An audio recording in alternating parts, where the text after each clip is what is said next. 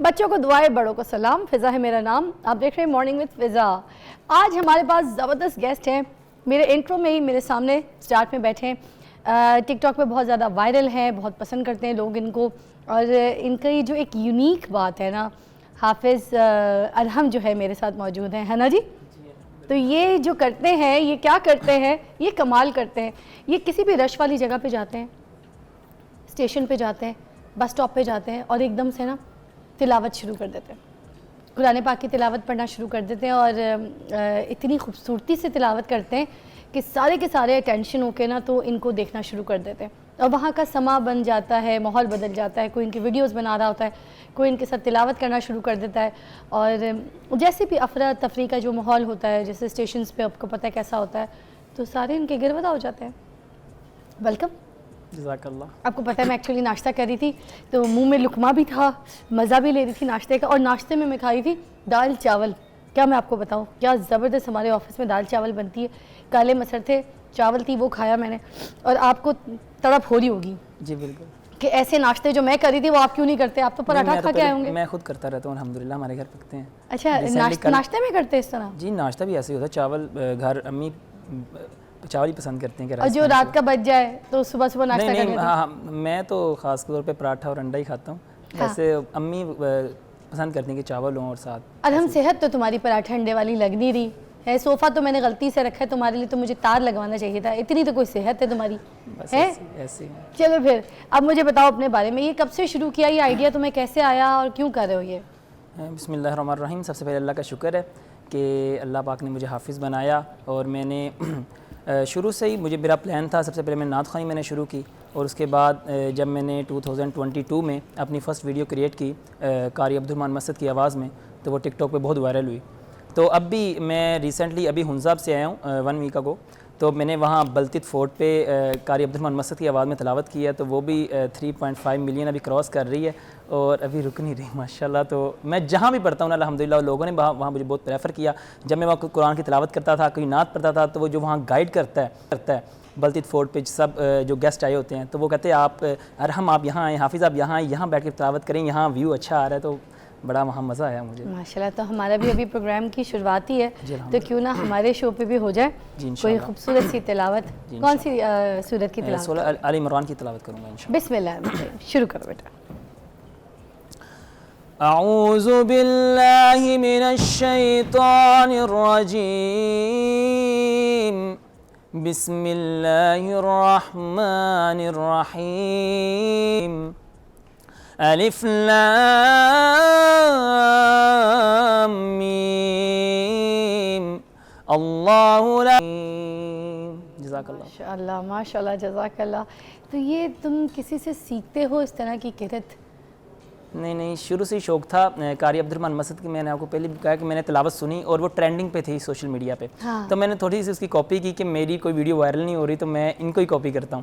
پہلے کچھ اور ویڈیوز بناتے تھے؟ پہلے نعت خوانی کی تھیں, میاں محمد بخشا کلام پر. تلاوت کبھی نہیں کی؟ تلاوت کا نہیں تھا. اچھا. لیکن جیسے ہی میں نے وہ ویڈیو کریٹ کی الحمدللہ, تو وہ ملین میں کراس کی فرسٹ ویڈیو الحمدللہ. اور تب اتنی کاپی نہیں ہوئی تھی, تب ابھی سٹارٹنگ تھا, اور لوگوں نے مجھے پریفر کیا, کہتے ہیں آپ اس پہ گرپ کریں, اس کو پڑھیں. تو جیسے ہی وہ میں اس پہ گرپ کی, میں نے پڑھا, تو الحمدللہ وہ اور اس میں ابیلٹی آئی, اور وہ اور وائرل ہوئی الحمدللہ. اور میں جہاں بھی پڑھتا ہوں الحمدللہ وائرل ہوتی ہے. ابھی کتنی صورتوں کی تلاوت کر چکے ہو تم جو تم نے اپلوڈ کی ہیں, اور کون کون سی کتنے ملینز پہ جا چکی ہیں؟ الحمدللہ ابھی تو تقریباً جو سب سے زیادہ وہ 5 ملین کراس کی ہے.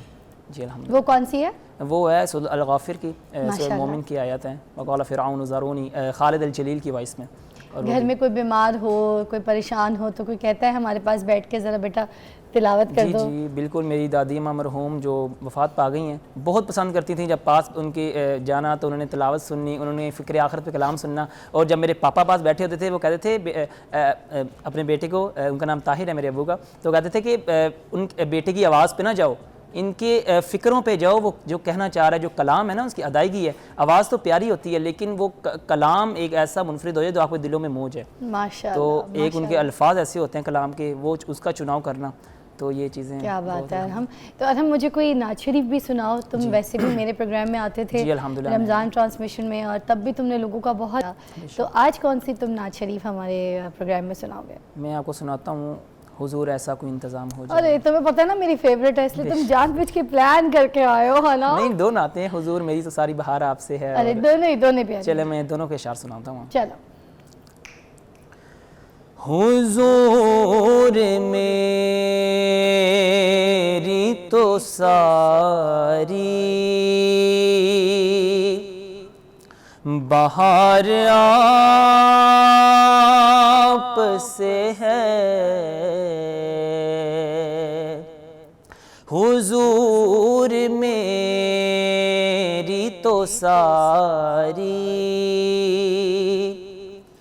बहार आप से है। मैं बेकरार था, मेरा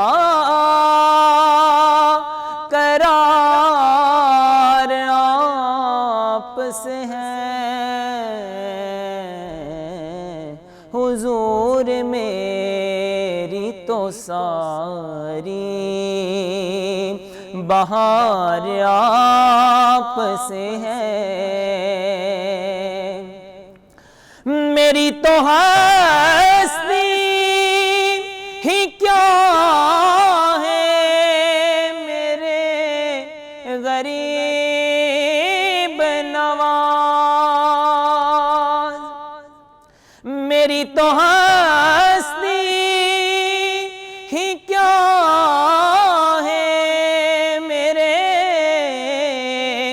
गरीब नवाज। ये हाज़री का शरफ बार बार आप से है, ये हाज़री का शरफ बार बार आप से है। मैं बेकरार था, मेरा करार आप से है, हुजूर मेरी तो सारी। Welcome back. हमारे साथ मौजूद हैं बड़े प्यारे से अरहम, और अरहम जो है वो बहुत यूनिक तरीके से तिलावत कुरान करते हैं और बहुत स्टाइल है उनका एक अलग सा, जिसमें टिकटॉक पे बहुत वायरल है। कहीं पे भी ऐसी जगह पे जाते हैं और जाकर ना बस एकदम से ये कुरान की तिलावत शुरू कर देते हैं और लोगों को अपनी तरफ मुतवज्जा कर लेते हैं। एक यूनिक स्टाइल है, मुझे कभी इस तरह का कोई बच्चा देखने को नहीं मिला, इसलिए हमने आज इनको दोबारा अपने शो पे बुलाया और हमने आपके सामने इनको बिठाया और आपसे अभी खूबसूरत सी एक नाज शरीफ तो सुनी है, मगर एक नाज शरीफ में और सुनना चाहूँगी। पहले तो तुम मुझे एक सवाल का जवाब दो, फिर हम नाज शरीफ पे आएंगे। मुझे बताओ आगे करना क्या चाहते हो, फ्यूचर प्लान्स क्या हैं, ताकि जो तुम्हारी जैसी जो नौजवान नस्ल है, यूथ है, वो भी कुछ सीखे समझे कि जो तुम कर रहे हो क्या पता वो भी कर सकें। दरअसल अभी मेरे रिसेंटली ये पिछले 2 दिन पहले मेरा लास्ट एग्ज़ाम था और उससे पहले मैं उसकी तैयारी कर रहा था। और किस चीज़ का पेपर दिया है? कॉमर्स का स्टूडेंट हूँ, अकाउंटिंग का। अच्छा, ठीक है ना। और अभी 25 को मेरा इंग्लिश का एग्ज़ाम है जो कि आगे चले गया था जो तो अभी मेरा प्लान है फ्यूचर के, मैं जैसे मेरी फ़ील्ड है अल्हम्दुलिल्लाह, और मैं हूँ बहू अल्हम्दुलिल्लाह हरमैन शरीफैन की अज़ान देता हूँ और हूँ बहू और वहाँ के कारी अब्दुर्रहमान सुदैस की आवाज़ में तलावत करता हूँ। और मेरा ड्रीम है कि मैं मदीना यूनिवर्सिटी में अपनी तालीम का आगाज़ करूँ सऊदीया में, और मैंने अप्लाई भी किया हुआ है। और इंशाल्लाह अभी जब तक नहीं होता तो तब तक तो मेरा रिज़ल्ट आएगा तो यहाँ किसी यूनिवर्सिटी में इंशाल्लाह अप्लाई करूँगा। नहीं तो मेरा ड्रीम है कि मैं इंशाल्लाह इस फील्ड के साथ प्रॉपर्ली अपने आप बस अपने इरादे बुलंद रखो, नीयत पक्की रखो, इंशाल्लाह अल्लाह ताला तुम्हारे रास्ते खोल देगा इंशाल्लाह ताला। और ये तो बड़ा प्यारा सा रास्ता है जिसको तुमने चुना है, और जिस तरह से तुम एक अकीदे के साथ इन चीज़ों को करते हो, पढ़ते हो, अल्लाह ताला तुम्हारी देखना मंजिल आसान कर देगा। अब सुनाओ मुझे तुम। हुजूर ऐसा कोई इंतज़ाम हो जाए, हुजूर ऐसा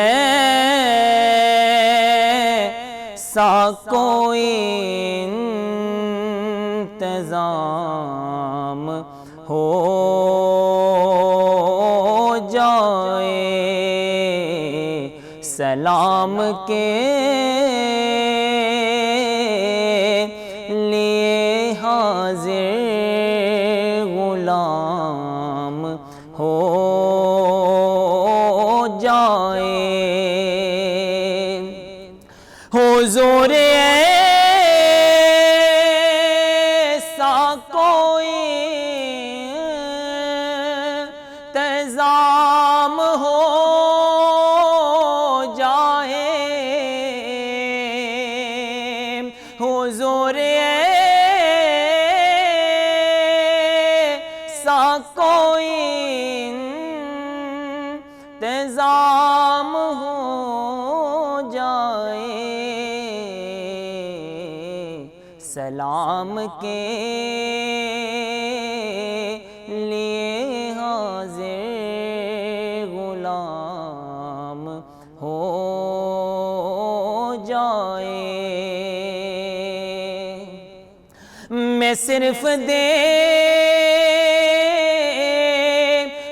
لوں ایک بار صبح طیبہ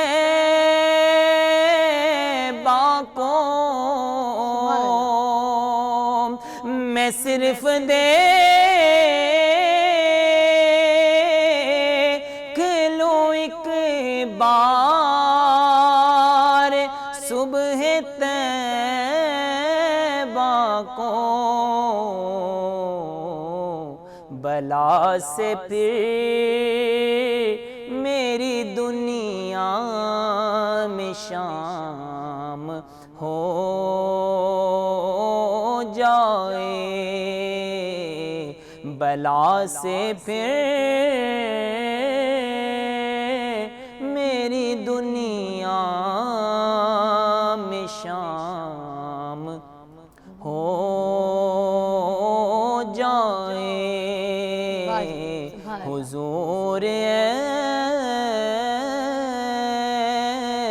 ایسا کوئی انتظام ہو جائے۔ جزاک اللہ، ماشاء اللہ۔ اچھا مجھے بتاؤ، کبھی ڈپریشن کا شکار ہوئے ہو؟ میں اس لیے بھی یہ سوال کر رہی ہوں تم سے کہ جو ہماری یوتھ ہے نا، بہت سی ایسی ہماری نوجوان نسل ہے، میں نے دیکھا ہے کہ وہ ڈپریشن کا شکار ہو گئی ہیں، پریشان ہو گئی ہیں، کبھی پڑھائی کی وجہ سے، کبھی حالات کی وجہ سے، کبھی نوکری کی وجہ سے۔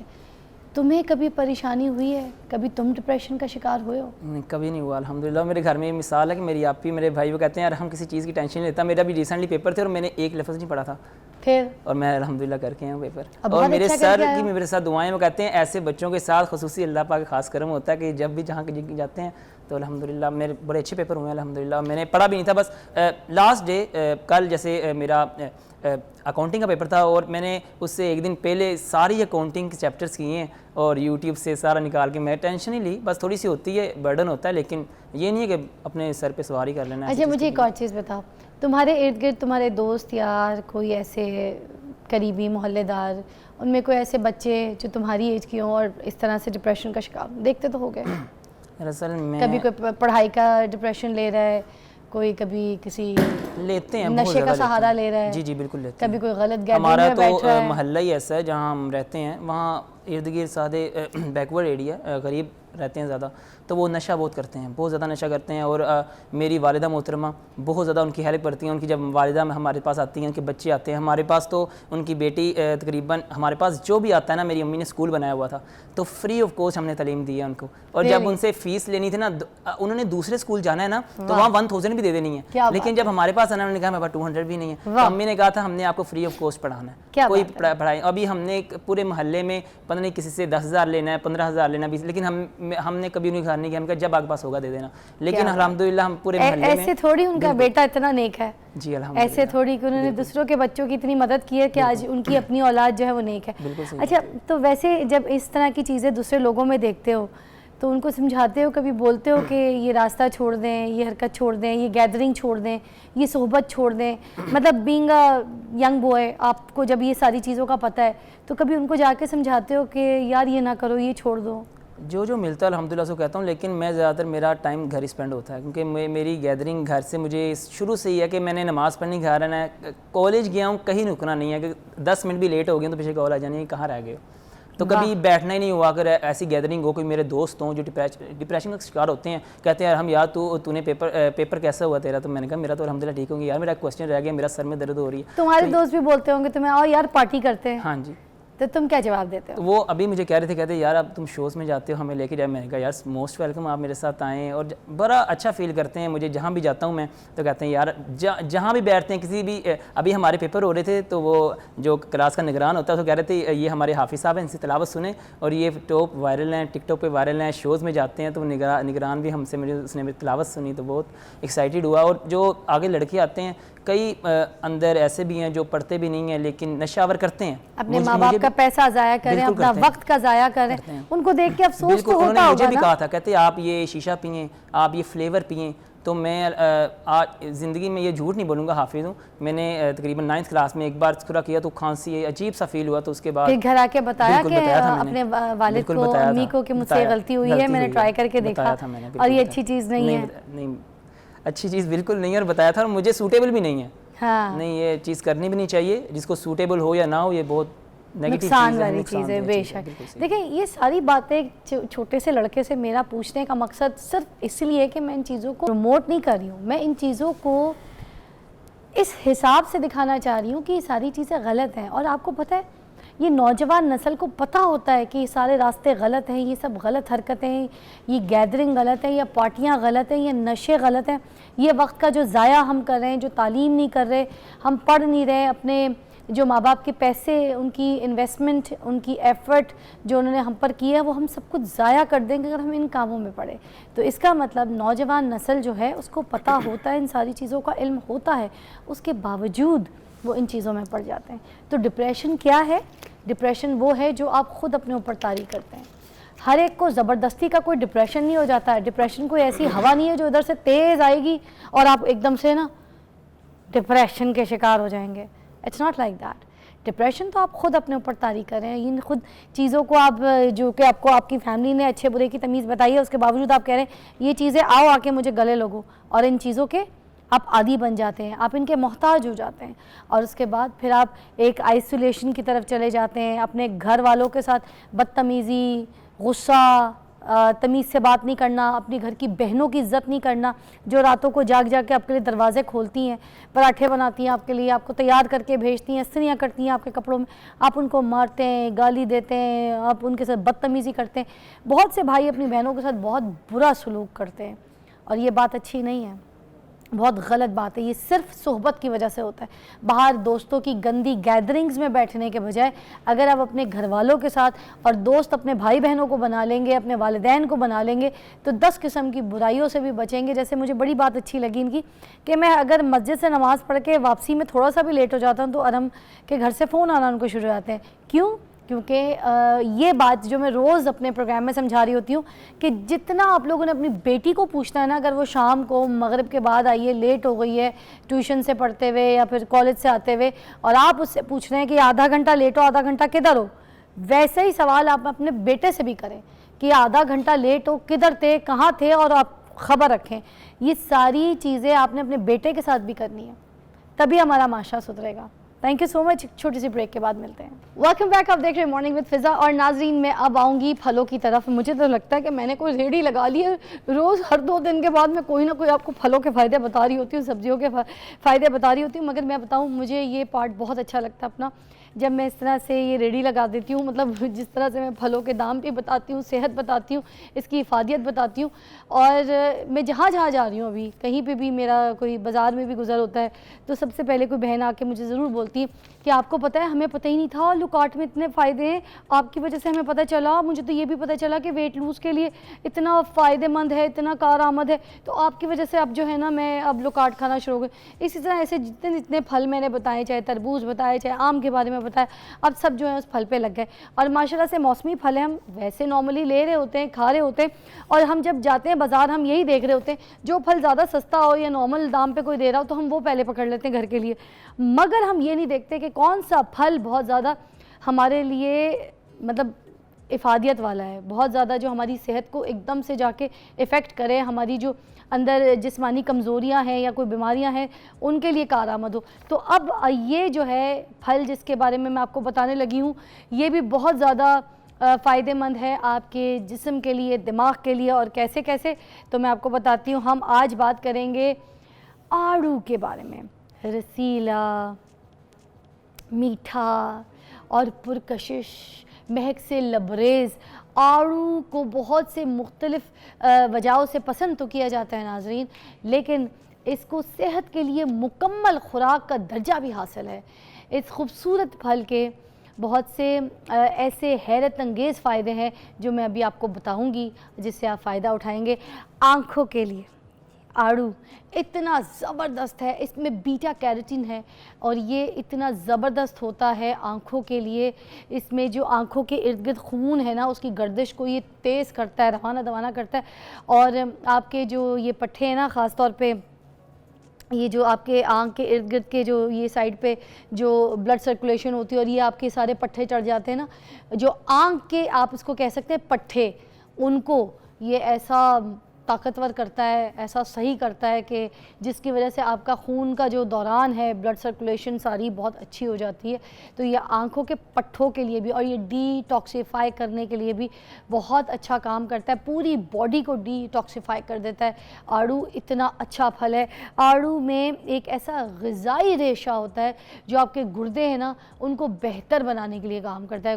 گردوں کا نظام بہت زیادہ ویک ہو جاتا ہے, اور میں آپ کو بتاؤں سائنس بھی یہ کہتا ہے کہ جو السر ہے نا اس کو بھی ختم کرنے میں اس کی جو طاقت ہے وہ بہت اچھی ہے. آڑو اگر آپ کھاتے ہیں تو السر کی بہت سی جو ایسی جو تیز بیماریاں ہیں نا, جو السر کی وجہ سے آپ کو وامٹ آنا, خون کی الٹی آنا اور تیزابیت ہونا اور جی متلانا, ان سب چیزوں کو یہ نارملائز کرتا ہے. آڑو اتنا اچھا ہے.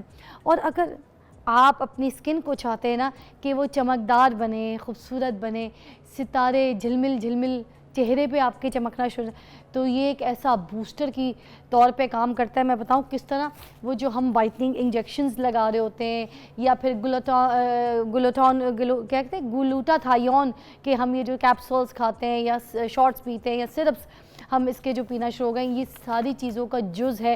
اتنا وائٹننگ ایفیکٹ آتا ہے اس کو کھانے کے بعد, گورا چٹا رنگ ہو جاتا ہے, اور آپ کی جو آنکھ کے ارد گرد جو یہ سیاہ ہلکے ہو جاتے ہیں, ڈارک سرکلز بہت زیادہ نمایاں ہو جاتے ہیں, الگ سے چہرہ جو ہے نا وہ ادھر سے آنکھ کی جگہ خاص طور پہ کالی کالی صاف کر دیتا ہے. آڑو لگائے بھی, آلو کھائے بھی.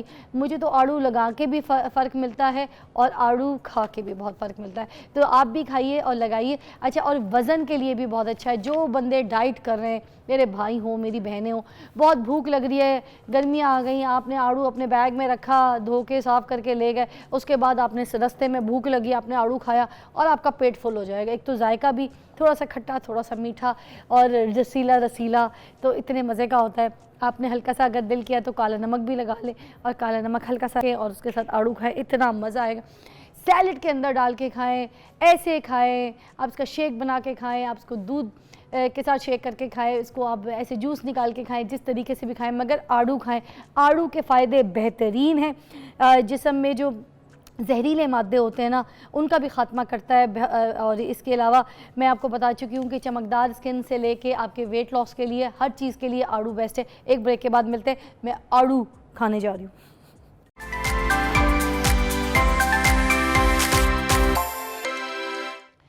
ویلکم بیک, آپ دیکھ رہے ہیں مارننگ وتھ فضا. اور ناظرین میں آپ کو بتاؤں دنیا کا سب سے مہنگا برگر کون سا ہے؟ اس کا نام ہے گولڈن بوائے, اور اس کے جو قیمت ہے وہ میں آپ کو پہلے بتا دوں, وہ $6,000 ہے. اتنا مہنگا برگر, جسے نیدرلینڈ میں ایمسٹرڈیم کے جو باہر ایک ریسٹورنٹ ہے تو وہاں پر اس کو اسپیشلی سرو کیا جاتا ہے, اور اس میں جون سا وہ ہاتھ سے تیار کیا جاتا ہے. اس کی ساری برگر, اس کی ٹکی, اس کی سارے جو بنز ہیں اسپیشل, اس کو سارا ہینڈ میڈ ہے. اور اس کے اندر نا ایک پتہ نہیں کیا چیز ہے اس کے اندر, ویکیو A5 کوئی چیز ہے تو وہ کوئی گوشت ہے, ٹھیک ہے, بہت مہنگا گوشت ہوتا ہے, بیف ہی ہوتا ہے, مگر اس کے اندر وہ شامل کیا جاتا ہے جس کی وجہ سے اس کی کاسٹ بہت زیادہ مہنگی ہو جاتی ہے, بہت زیادہ مہنگی ہے نا جی. اور یہ سامنے آپ دیکھ سکتے ہیں اس طرح سے وہ لوگ اس کو بناتے ہیں, مگر اپنی اپنی طریقے سے ورائٹی وغیرہ. اس طرح سے برگر جو ہے وہ ایمسٹرڈیم میں ملتا ہے اور بہت زیادہ لوگ اس کو پسند کرتے ہیں, دور دور سے لوگ اس کو کھانے جاتے ہیں. اگر آپ بھی اس برگر کو کھانا چاہتے ہیں تو آپ کو نیدرلینڈ جانا پڑے گا, مگر اس کے ساتھ ساتھ آپ کی جیب میں نا $6,000 بھی ہونے چاہیے, کیونکہ آپ $6,000 کو پاکستانی پیسوں میں اگر کنورٹ کر لیں تو میرے خیال سے 17-18 لاکھ روپے تو یوں ایسے ایزیلی بن جائے گا.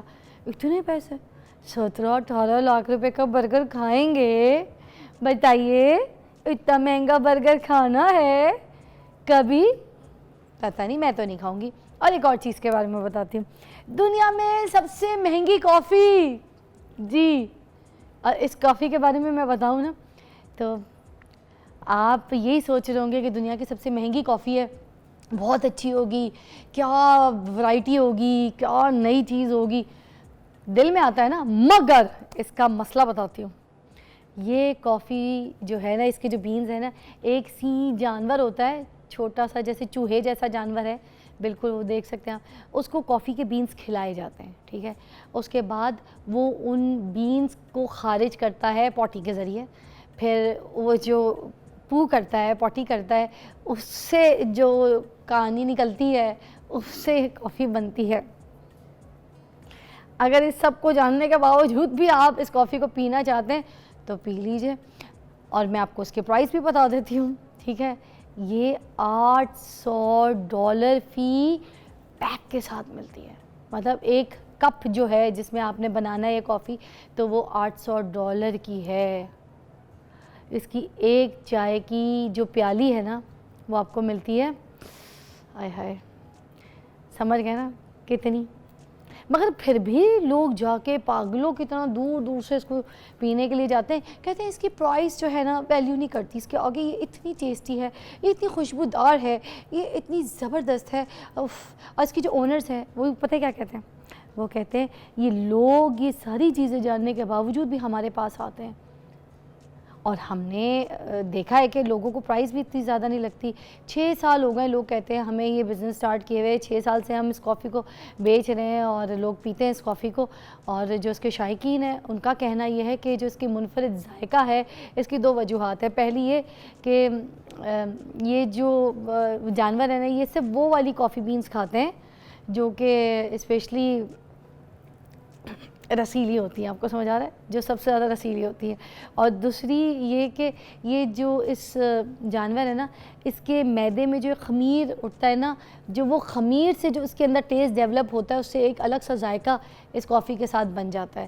تو پھر اب آپ سمجھ گئے کہ اگر آپ کا دل کرتا ہے تو وہ یہ جانور جو ہے چوہے جیسی شکل کا, اس کو پہلے اس طرح سے اس کے بینز کھلائے جاتے ہیں, کرایا جاتا ہے, پھر اس کی پوٹی سے پہ یہ کافی بنتی ہے. اور اس کے بعد پھر آپ سوچ لیجئے کہ اتنے پیسے ہونے چاہیے آپ کے پاس ایک کپ کے, ٹھیک ہے.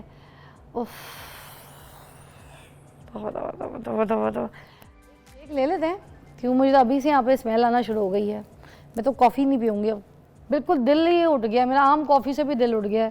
کس کس طریقے کی دنیا میں چیزیں آ گئی ہیں, لوگ پاگلوں کی طرح ان دنیا میں جا کے نا ٹریول کر کے تو پیسہ خرچہ کر کے تو یہ سب چیزیں پی رہے ہیں. خیر اب بریک سے واپس آتے ہیں تو پھر ہم آئیں گے گھریلو ناچاکی کی طرف. جو جتنے جھگڑے فساد ہنگامے گھر میں ہر وقت چیں چیں چوں چوں چوں چوں ہوتا ہے نا, تلواریں چلنی ہیں, کانٹے چمچ چلنے اور چک چک چک چک چک چک ہو رہی ہے, تو جو زندگیوں کو ختم کر دیتی ہے چک چک, اس کے اوپر ہم حل لیں گے. ہمارے معزز مہمان ہمارے ساتھ ہوں گے اور ہم کریں گے وظیفے. اسی آفٹر بریک.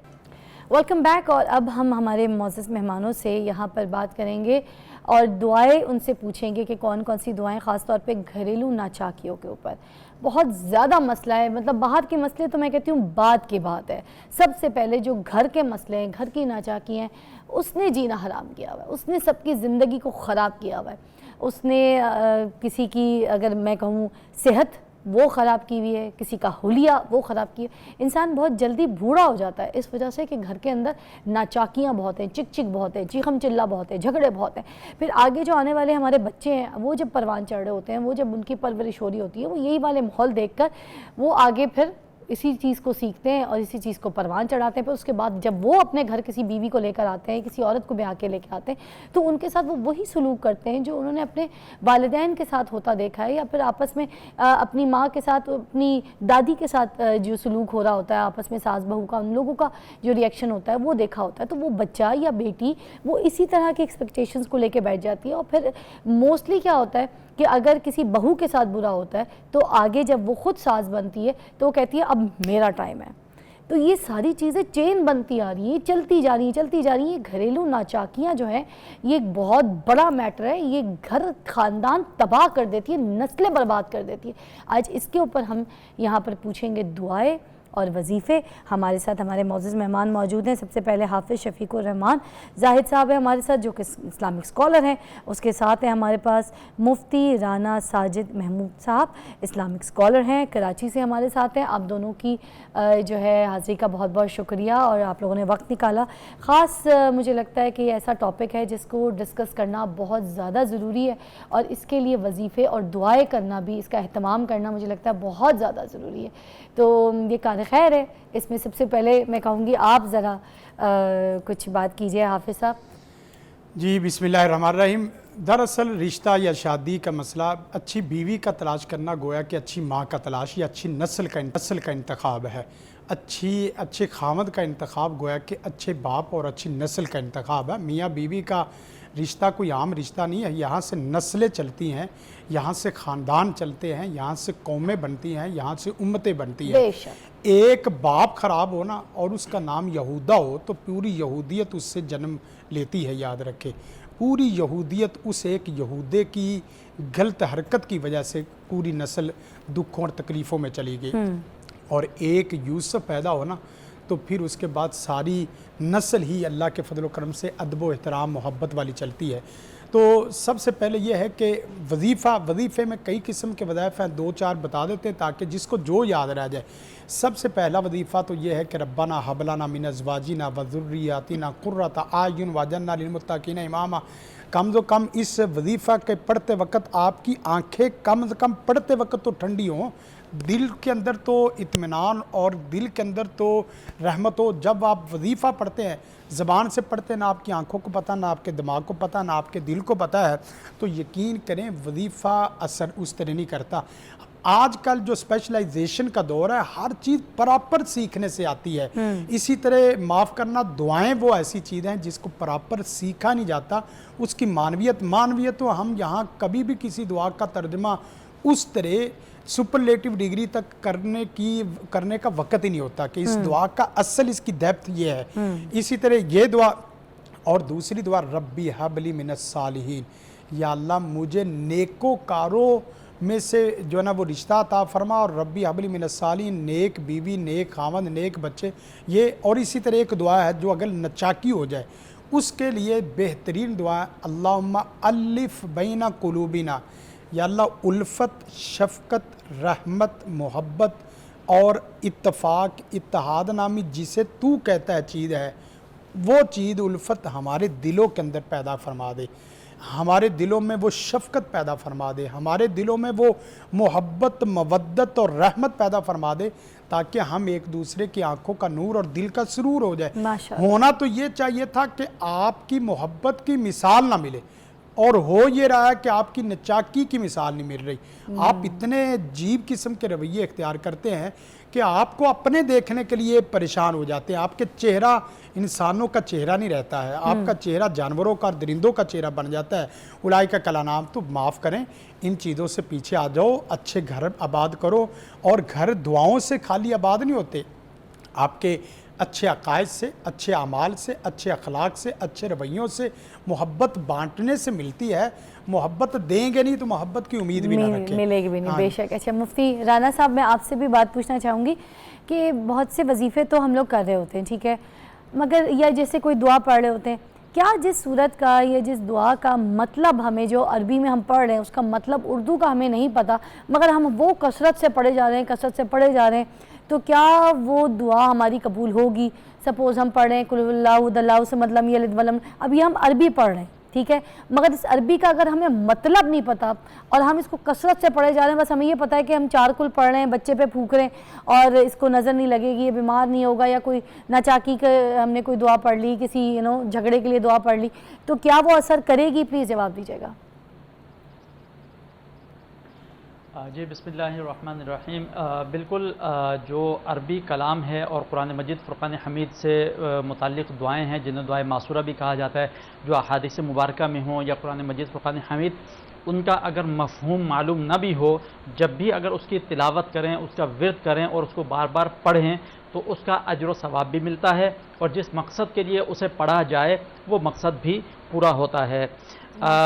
گھریلو ناچاکیاں اور گھریلو دیگر پریشانیاں اور یہ جو معاملات ابھی ڈسکس ہو رہے ہیں، اس میں ایک چیز ایڈ کرنا چاہوں گا کہ اللہ رب العزت نے انسان کو پیدا فرمایا، اللہ چاہتا ہے کہ انسان جو ہے برداشت پیدا کرے اپنے اندر۔ گھروں کے اندر جو ناچاکیاں، جو پریشانیاں، جو لڑائی جھگڑے ہیں، ان کو اگر ختم کرنا ہے، بہت ہی آسان فارمولہ ہے، شرط یہ ہے کہ اس کے اوپر عمل کیا جائے۔ ہم اس کے اوپر عمل نہیں کرتے، جس کی وجہ سے وہ بات بڑھتی چلی جاتی ہے۔ اور وہ فارمولہ میں آپ کو یہ بتاؤں کہ جب کبھی کوئی شخص غصے میں آ جائے تو حدیث مبارکہ کا مفہوم ہے کہ وہ اپنی حالت کو بدل لے، یعنی اگر کوئی شخص کھڑا ہے اور شدید غصے میں ہے تو اسے چاہیے کہ وہ بیٹھ جائے، اور بیٹھا ہے شدید غصے میں اسے چاہیے وہ کھڑا ہو جائے یا باہر نکل جائے، یا لیٹا ہے تو لیٹ کے اٹھ کے بیٹھ جائے۔ اور پھر فرمایا گیا کہ اسے چاہیے کہ وہ وضو کر لے، کیونکہ جب انسان غصے میں ہوتا ہے تو یہ سارے مسائل اسی وقت جنم لیتے ہیں، اور غصے کی حالت میں شیطان، جنات، شریر قسم کے جو جنات ہیں جو چاہتے ہیں کہ فساد پیدا ہو، وہ ہمارے خون کے اندر، ہماری رگوں کے اندر ہمارے خون کے ساتھ دوڑتے ہیں اور ہمیں برانگیختہ کرتے ہیں کہ اور لڑو اور لڑو۔ یہ شیاطین ہی ہیں جو گھریلو ناچاکیاں پیدا کرواتے ہیں۔ اس کے لیے حکم یہ ہے کہ ایک بندہ اگر خاموش ہو جائے، اپنی زبان کو بند کر لے، اگرچہ وہ حق پر ہی کیوں نہ ہو، اللہ رب العزت اس شخص کو بہترین اجر بھی عطا فرمائے گا، اور اس کے ذریعے سے یہ لڑائی وہیں ختم ہو جائے گی، گھریلو ناچاکیاں وہیں پر ختم ہو جائیں گی۔ اور جو وضو کر کے رہنے کا جو آزمودہ فارمولہ، یہ جو ساز بہو کی ایک وار ہے، نسلی وار جو چلتی آ رہی ہے، اس پہ کوئی وظیفہ آپ بتانا چاہیں تو پلیز بتائیے۔ جی اس کا میں سب سے بڑا وظیفہ میں آپ کو بتاتا ہوں، ایک ایسا وظیفہ آپ بھی سنیں گی ماشاءاللہ خوش ہو جائیں گی۔ مگر پڑھنا کس نے؟ ساس کہے گی بہو پڑھ لے، بہو کہے گی ساس پڑھ لے، تو یہ آپس میں پڑھیں گے کیوں؟ ایک سوال یہ بھی ہے کہ پڑھیں گے کیوں جب اتنی آپس میں وار ہے؟ وظیفے کی بھی بات بتاتا ہوں، یا کوئی تیسرا بندہ پڑھے گا اس کے لیے؟ میں وظیفے کی بھی بات بتاتا ہوں۔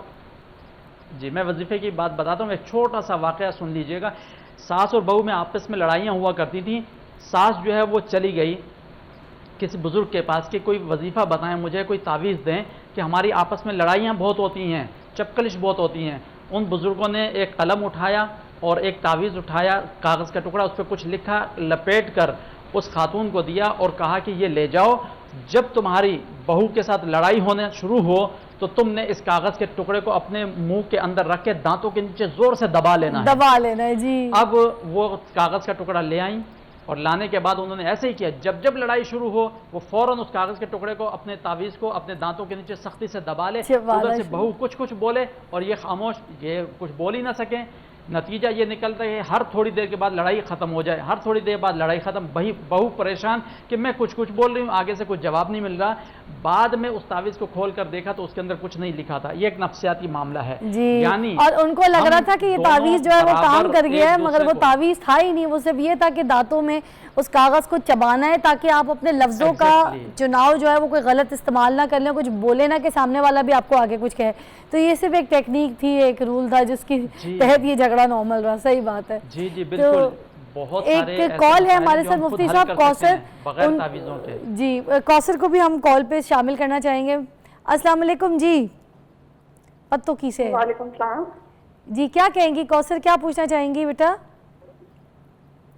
میرے ہسبینڈ نا جب آتے ہیں آفس سے تو وہ گھر آ کر بہت زیادہ لڑتے ہیں، باہر کا غصہ گھر پہ نکالتے ہیں روز؟ تو اس کے لیے کوئی وظیفہ بتا دیں۔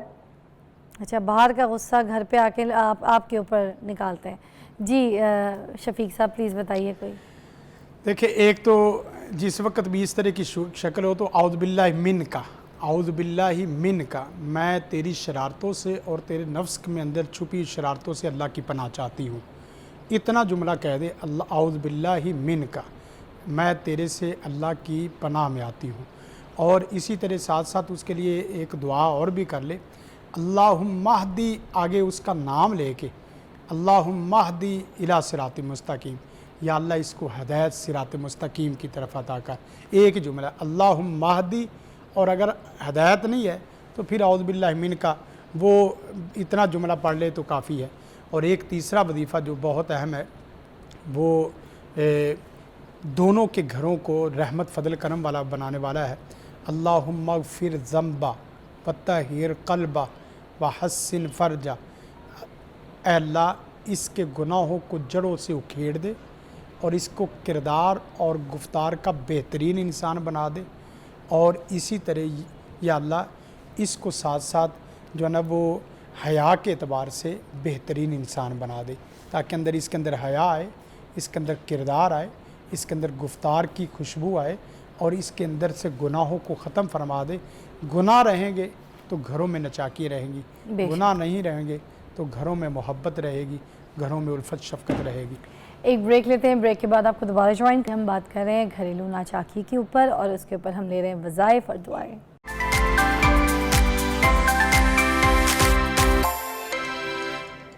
Welcome back. آج ہم بات کر رہے ہیں گھریلو ناچاکی کے اوپر، اور جس طرح سے جھگڑے اور فساد گھر میں نسلوں تک پہنچ جاتے ہیں، اس کے لیے ہم لے رہے ہیں وظائف اور دعائیں ہم پوچھ رہے ہیں ہمارے معزز مہمانوں سے.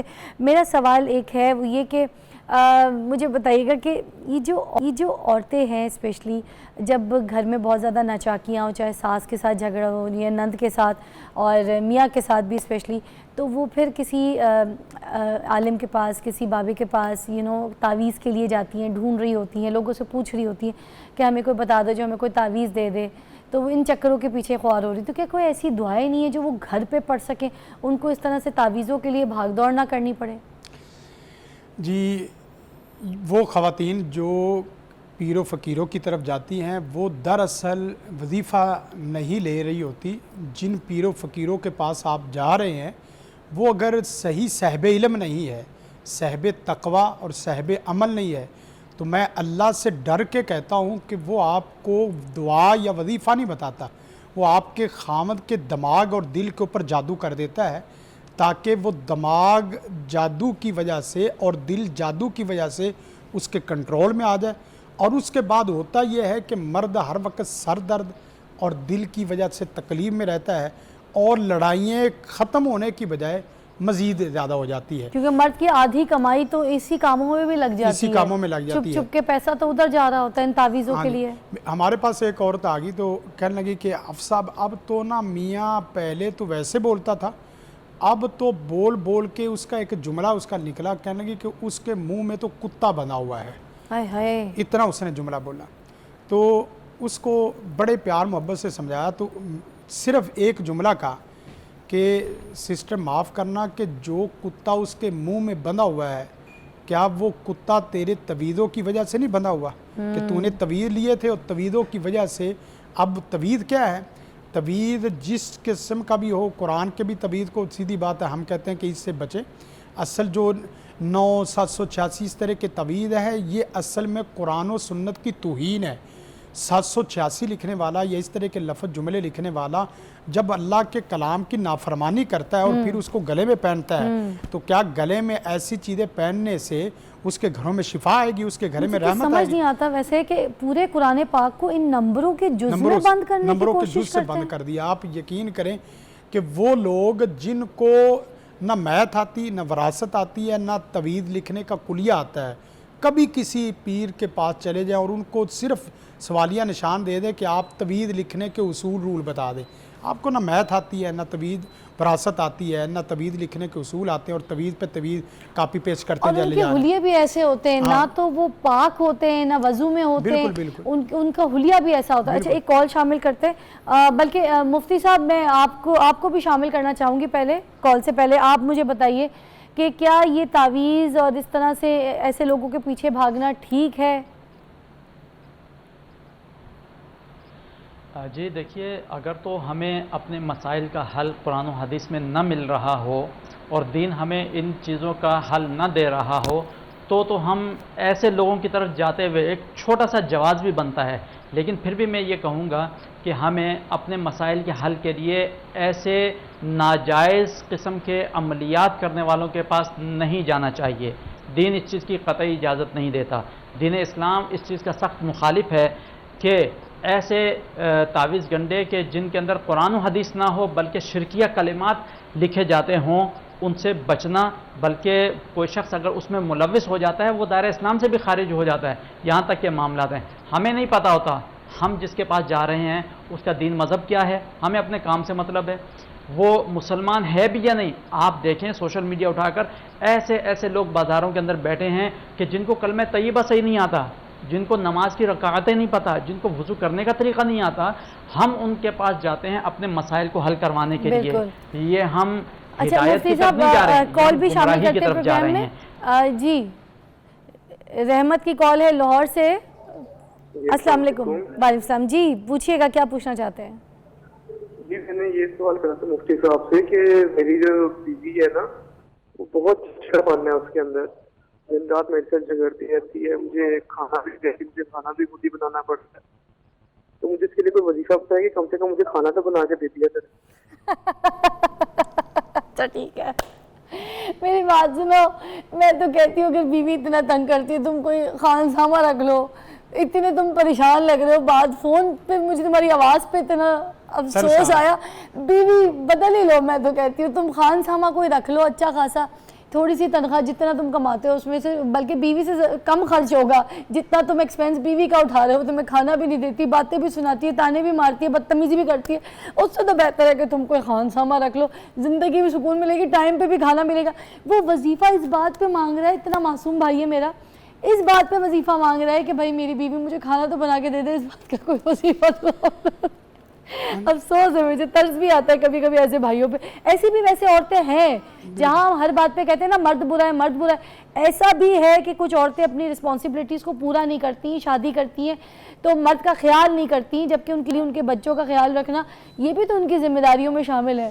اب آپ کہیے کیا کہیں گے؟ بالکل، ایسی عورت کے لیے وظیفے نہیں ہوتی، ایسی عورت کے لیے تعلیم و تربیت ہوتی ہے، اور اگر مرد اس سے بھی زیادہ ICU وارڈ والا ہو تو بسا اوقات اس کے لیے بند کمرے میں بھی تربیت ہو سکتی ہے، بات سمجھ، یعنی ایسی تربیت تو والدین کو بھی سمجھایا جا سکتا ہے، ان کے والدین کو کہا جا سکتا ہے، ان کے بہن بھائیوں کو ساتھ ان کیا جا سکتا ہے۔ ہاں اس کے باوجود بھی نہیں چل رہی تو آپ شروع ہی میں آپ اللہ کے حضور توبہ استغفار کریں، یا اللہ میں نے روٹی بنانے والی اور روٹی پکانے والی بھی لی تھی، تو رزق بھی مانگا تھا، نہ روٹی نہ رزق نہ روٹی بنانے والی، تو یا اللہ ربی انی لما انزلت الی من خیر فقیر، پھر دوبارہ دعا پڑھے اور اللہ سے کہے کہ یا اللہ میں تیری طرف کئی قسم کی چیزوں کا فقیر تھا، مجھے بیوی چاہیے تھی، ڈین نہیں چاہیے تھی، ہاں تو یا اللہ مجھے بیوی بھی عطا فرما اور ساتھ ساتھ میرے لیے رحمت۔ ہاں ہو سکتا ہے، ایک بات اور ہے کہ جو بھائی نے سوال کیا ہے، لازمی بات ہے کہ ہو سکتا ہے کہ آپ کی کوئی کمزوری ہو جس کی وجہ سے اللہ نے آپ کو تکلیف یا آزمائش میں مبتلا کر دیا ہے، تو سب سے پہلے برے نو لبن برا چلیا پر برا لبیا نہ کوئی، جے میں اپنے اندر جھانکا تے میرے جایا نہ برا کوئی۔ تو سب سے پہلے یہ ہے کہ یا اللہ میں سمجھتا ہوں کہ میرے اندر کوئی کمی کوتاہی ہے، وگرنہ یہ واقعتاً میری بیوی بن کے رہتی، میرے اندر اگر کمی کوتاہی ہے تو میں تیرے سے توبہ استغفار کرتا ہوں، میرے کوئی رزق میں مسئلہ ہے، میری کوئی عبادات میں مسئلہ ہے، میرے کوئی فرائض کے ترک میں مسئلہ ہے، یا اللہ میری کوئی دعاؤں میں مسئلہ ہے، میرے اندر مسئلہ ہے تو وہ بھی حل فرما، نہیں تو اس کا بھی کوئی نہ کوئی حل فرما دینا۔ یہ دعا بہت زبردست۔ ایک بریک لیتے ہیں، بریک کے بعد دوبارہ جوائن کرتے ہیں، اور پھر میں بریک سے پہلے کہوں گی بھائی کوئی خانسامہ رکھ لو، اتنا ٹارچر، اتنا پریشر، شریف آدمی ہو، سیریسلی آج کے دور میں شریف آدمی۔ ٹیک اے بریک۔ Welcome back. आप देख रहे हैं मॉर्निंग विद फिज़ा और आज हम बात करें घरेलू नाचाकी के ऊपर और उसके ऊपर जो है हम वज़ाइफ ले रहे हैं हमारे मेहमानों से। साथ साथ हमारे पास मुफ्ती साहब भी मौजूद हैं। आप प्लीज़ मुझे बताइएगा कोई ऐसा वजीफ़ा ख़ास तौर पे उन औरतों के लिए जो बच्चों की भी देखभाल सही से नहीं करती, फिर उनकी सास हो, उनके मियाँ उनको गुस्सा कर रहे होते हैं कि भाई बच्चों की पढ़ाई नहीं देखती हो, तुम सारा दिन फ़ोन पे लगी रहती हो या अपनी सहेलियों से बात करती रहती हो, ये तुम्हें मैके के चक्कर बहुत ज़्यादा प्यारे हैं, मगर तुम इस घर की रिस्पॉन्सिबिलिटीज़ में अपने बच्चों को देखभाल नहीं कर रही हो, बच्चों को नहलाना, बच्चे गंदे सुंदे घूम रहे हैं, बच्चों के सर में जुएँ पड़ गई हैं, इस तरह की बहुत से बच्चों को डाइट पूरी नहीं देना, उनके खाने पीने का कोई सही से ख्याल नहीं करना, उनके लिए किचन में जाके कुछ एक्स्ट्रा एफर्ट करके बनाना नहीं। तो ऐसे बहुत सारे झगड़े यहाँ से भी शुरू होते हैं, सांसें तंग होती हैं क्योंकि ज़ाहिर सी बात है उनके लगते जिगर उनके बेटे का आगे औलाद होती है तो वो फिर अपनी बहू को आगे बात सुनाती है, वो कहती है कि हमने इतनी खिदमत की है तो तुमसे ये सब कुछ नहीं हो रहा, बड़ी नचाकियाँ पैदा हो जाती हैं। तो प्लीज़ इस पर कोई वजीफ़ा बताइए जिससे ये थोड़े से मसले हल हो जाए, भले वो सास पढ़े या शौहर पढ़े मगर ऐसी औरतों के लिए पढ़े। मैं ये अर्ज़ करूँ कि बिल्कुल कुरान मजीद फुरक़ान हमीद में सूरह बकरा को अल्लाह रब्बुल इज़्ज़त ने जो नाजिल फरमाया उसकी बेशुमार बरकतें हैं।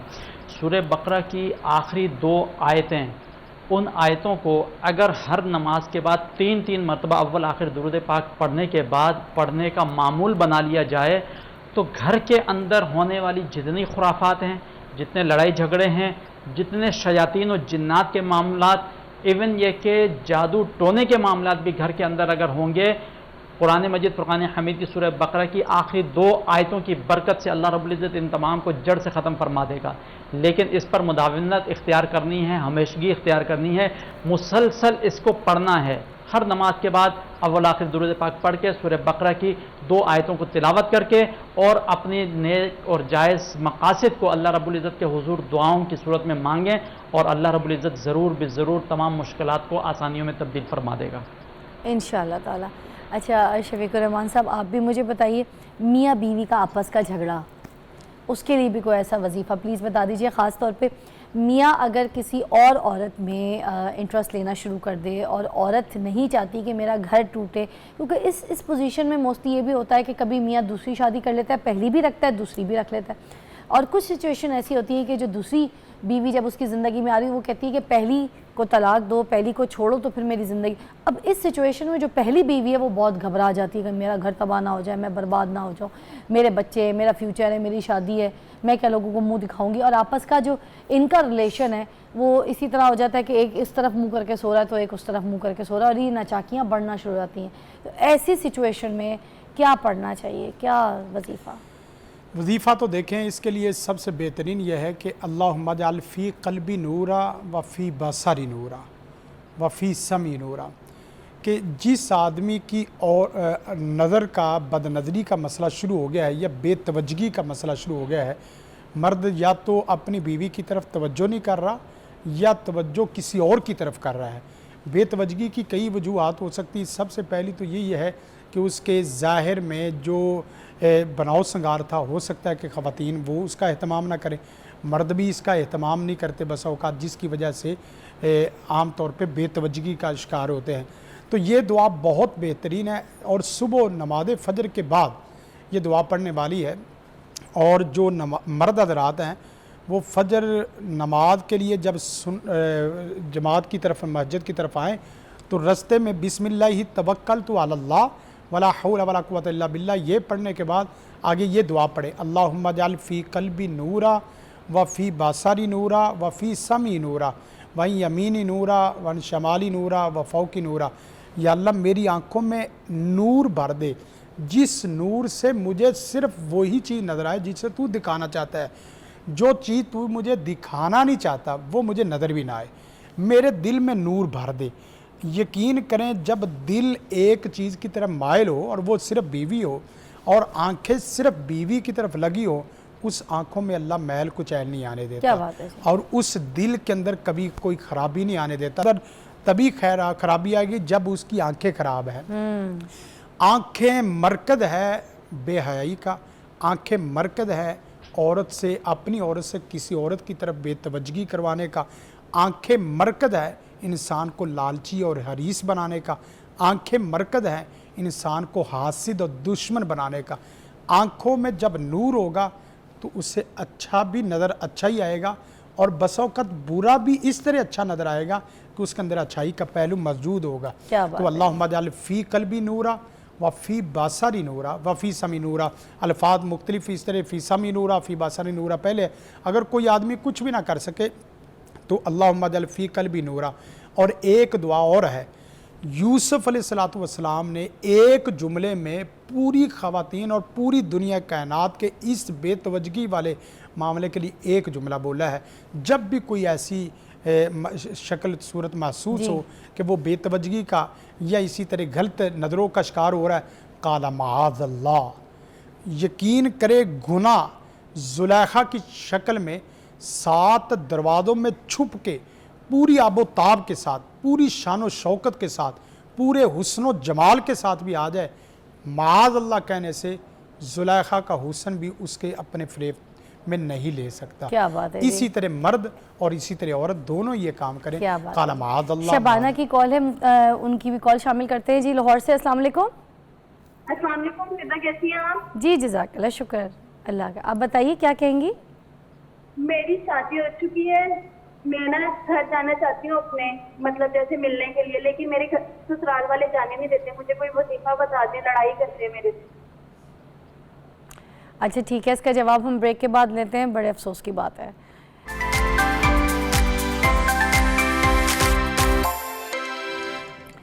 ویلکم بیک، آپ دیکھ رہے ہیں مارننگ وتھ فضا، اور ابھی ہمارے پاس ایک کال آئی تھی جس میں انہوں نے کہا کہ میں شادی کر کے آ چکی ہوں اپنے سسرال میں، اور میرے جو سسرال والے مجھے میں کہ نہیں جانے دیتے، میرے گھر والوں سے ملنے نہیں دیتے، تو اس کے لیے کوئی وظیفہ بتا دیں۔ آپ بتائیے پہلے۔ ایک وظیفہ تو یہ ہے کہ ان کی خدمت کرنی شروع کر دے، کھانا پکانا شروع کر دے، اور کپڑے پریس کرنا اور ان کی خدمت یہ بہت زبردست وظیفہ ہے۔ اور دوسرا یہ ہے کہ آپ دعا ان کے لیے اللہم اہدنی الی صراط مستقیم، اور ایک اگر پھر بھی وہ اپنی حرکتوں سے باز نہیں آتے، اللہم انا نجعلک فی نحورہم ونعوذ بک من شرورہم، یا اللہ ان کی شرارتیں انہی تک رکھ، ان کی شرارتیں میرے تک نہ آنے دے، ان کی شرارتوں سے مجھے تو محفوظ فرما، اور ان کو میں تیرے سپرد کرتی ہوں، یا اللہ تو مجھے اس کے شر سے محفوظ فرما۔ یہ بہت زبردست قسم کی دعا ہے۔ ماشاءاللہ۔ مفتی صاحب آپ بھی، رانا صاحب کچھ ہمیں یہاں پہ رہنمائی کیجئے، ہماری بچی کی تو سچویشن آپ نے سن لی، کچھ ایسے بھی لوگ ہوتے ہیں، آپ کو پتہ ہے کہ جس طرح سے یہ بچی شکایت کری تھی کہ مجھے جو ہے میکے نہیں جانے دے رہے، وہاں پہ نہیں جانے دیتے، تو اب یہ جو سچویشنز ایسی ہو جاتی ہیں، اس سچویشن میں بچی کے لیے جو انہوں نے یہاں پہ ہمیں بتایا کہ دعا کرنی ہے، تو جو والدین ہیں، جو لڑکی کے والدین ہیں، وہ کون سی دعا پڑھ سکتے ہیں کہ جس سے بچی کا گھر بھی بسا رہے اور وہ اپنی بچی سے ملاقات بھی کر سکیں؟ جی، سب سے پہلے تو میں یہ عرض کروں گا کہ یہ جو عمل ہے یہ انتہائی قابل افسوس ہے، ایسا نہیں کرنا چاہیے۔ اگر ہم دین کو اختیار کریں، دین کے اوپر عمل کریں، تو ہمیں اپنی حدود کا خیال رکھنا چاہیے کہ ہمیں کسی جائز کام کو نہیں روکنا چاہیے۔ وہ کسی ناجائز کام کا مطالبہ نہیں کر رہی ہیں خاتون، وہ بہن جو ہیں وہ جائز کام کا، اپنے ماں باپ سے ملنے کا مطالبہ کر رہی ہیں۔ اس کے باوجود اگر ان پر سختی ہوتی ہے تو صبر کے دامن کو تھام کے رکھیں، اور صبر کا ایک ایسا اجر ہے کہ وہ کبھی رائے گا نہیں جاتا۔ رب ارشاد فرماتا ہے کہ ہر عمل کا اجر میں نے مقرر کیا ہے، لیکن صبر کا اجر فرمایا ان اللہ مع الصابرین، جو شخص صبر کرتا ہے اس کا اجر نہیں ہے، فرمایا میں خود اس کے ساتھ ہوں۔ کیا بات، وہ اجر دینے والی ذات جو ہے وہ فرماتی ہے کہ میں خود اس کے ساتھ ہوں۔ ماشاءاللہ۔ تو بچی جو ہے، خاتون جو ہیں، بہن جو ہیں، ان کے والدین کے لیے یہ عرض ہے کہ وہ رب انی مسنی الضر وانت ارحم الراحمین، یہ کلمات ان کا ورد جاری رکھیں۔ اللہ رب العزت اپنے کرم سے ان کی نیک دلی جائز تمناؤں کو پورا فرمائے گا، اور ہماری وہ جو بہن ہیں وہ بھی اس کا ورد کر سکتی ہیں، رب انی مسنی الضر وانت ارحم الراحمین۔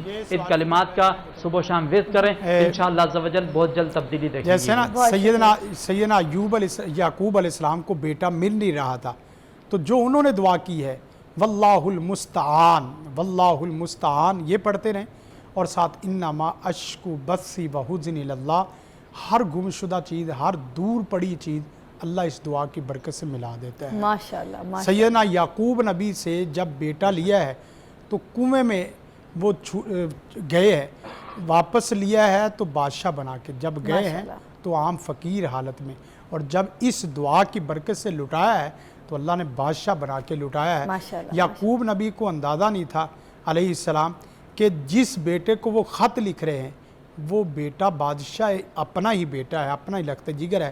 انما اشکو بثی وحزنی اللہ، میری شکایت کا مرکز صرف باری تعالیٰ کیا ہے۔ بات ہے جی، ماشاءاللہ۔ مفتی صاحب آپ کا بھی بہت بہت شکریہ، مفتی رانا صاحب اور شفیق الرحمان صاحب آپ کا بھی بہت بہت شکریہ۔ آئی ہوپ کہ آپ لوگوں کو ہماری آج کی جو ایپیسوڈ ہے ہمارے مارننگ شو سے بہت ساری جو مسئلے ان کا حل ملا ہوگا، اور بہت سی ایسی دعائیں آپ کو ملی ہیں جو اب آپ ان کا ورد کریں گے، پڑھیں گے تو آپ کی مشکلوں میں آسانیاں پیدا ہو جائیں گی۔